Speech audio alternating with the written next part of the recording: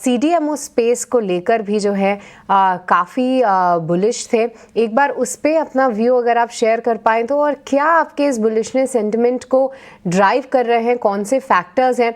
देखिए, अगर हम कुछ एक रिपोर्ट्स पढ़ें तो यूएस में बायोसिक्योर एक्ट को लेकर थोड़े से पॉजिटिव मोमेंटम बिल्डअप हो रहे हैं कि इंडियन कंपनीज इसमें से बेनिफिट करेंगी।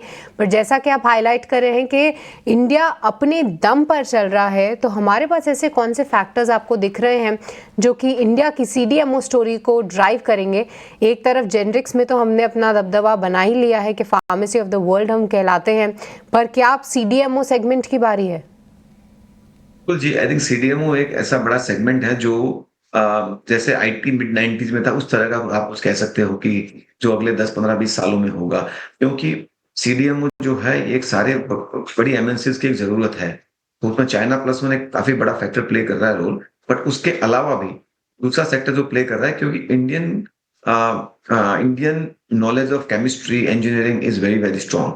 एंड काफी बड़ी बड़ी कंपनियों ने इसमें कैपेसिटीज बनाई है। उन्होंने डिस्प्ले किया है कि इंडियन कंपनीज भी इस स्पेस में काफी डिलीवर कर सकते हैं और उसमें काफी प्रोग्रेस हो रही है। तो जैसे जैसे सक्सेस आती है, more and more companies will come, more and more people will come and outsource their this thing.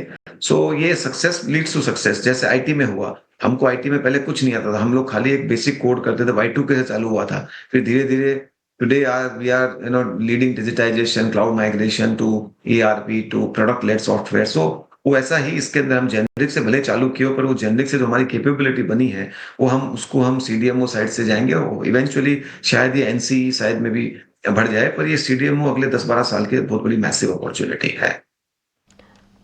Absolutely. Vikas, broader markets पर भी एक आउटलुक आपका जानना चाहेंगे, क्योंकि मिड कैप स्मॉल कैप में कुछ चुनिंदा प्लेयर्स हैं जहां पर हम करेक्शन भी देख चुके हैं, लेकिन majority mid cap small cap है जहां पर परफॉर्मेंस भी देखने को मिली है। ब्रॉडर मार्केट्स को आप कैसे देखते हैं? जैसे मैंने पहले कहा कि मुझे लगता है ब्रॉडर मार्केट एक रेंज में कंसोलिडेट होगा, शायद 22,500 से 25,000 के रेंज में निफ्टी लेवल्स में कंसोलिडेट होगा अगले कुछ समय तक। बाकी सेक्टरल रोटेशन, स्टॉक्स पिकिंग, वो सब चलते रहेंगे। उसमें कोई वो नया नहीं है। जो मार्केट हमेशा से स्टॉक पिकर्स का मार्केट रहा है, पर अभी इसकी शायद अहमियत जब मार्केट रेंज बाउंड होता है तो ज्यादा हो जाती है। तो वो मुझे लगता है अगले 3 से 6 महीने तो मिनिमम रहना चाहिए, हो सकता है ज्यादा भी चले।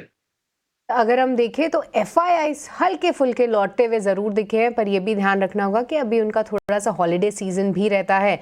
ये पूरे डॉट पॉइंट्स को कनेक्ट करके, या फिर और भी आप जिस तरीके से रीड कर रहे हैं मार्केट्स को, उसके बारे में बताइए, और यहाँ से क्या चाल लगती है आपको मार्केट्स की?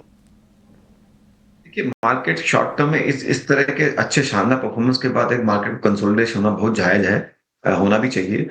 और मैं मानता हूं कि ये जो कंसोलिडेशन फेज और शायद 3-4 महीने चल सकता है। और वो कोई बुराई नहीं है। एक स्ट्रक्चरल बुल मार्केट के अंदर इस तरह के कंसोलिडेशन और करेक्शन बहुत ही जायज है और जरूरी है, क्योंकि ये अगर नहीं आएंगे तो हर आदमी को लगेगा पैसा बनाना बहुत आसान है और एक बबल जैसी सिचुएशन क्रिएट हो सकती है। तो ये सब हेल्दी करेक्शंस हैं एंड मुझे लॉन्ग टर्म स्टोरी इंडिया की, जिसमें कोई तकलीफ नहीं लगती है। मेरा मानना है अगले 10-12 सालों में India massive amount of wealth create करेगी, जो हम शायद सब सरप्राइज हो जाएंगे। तो इसी की एक बड़ी स्टोरी है। तो जब जब जैसे करेक्शन आते हैं उनको यूज करें, आप एलोकेशन करने के लिए यूज करें, आप उसमें पैसा भारत की बाजारों में और लगाने के लिए। मेरा मानना है कि अगले 5-7 सालों में कोई ऐसा इन्वेस्टर, चाहे भारतीय हो या ओवरसीज हो, इंडियन मार्केट्स को इग्नोर नहीं कर पाए।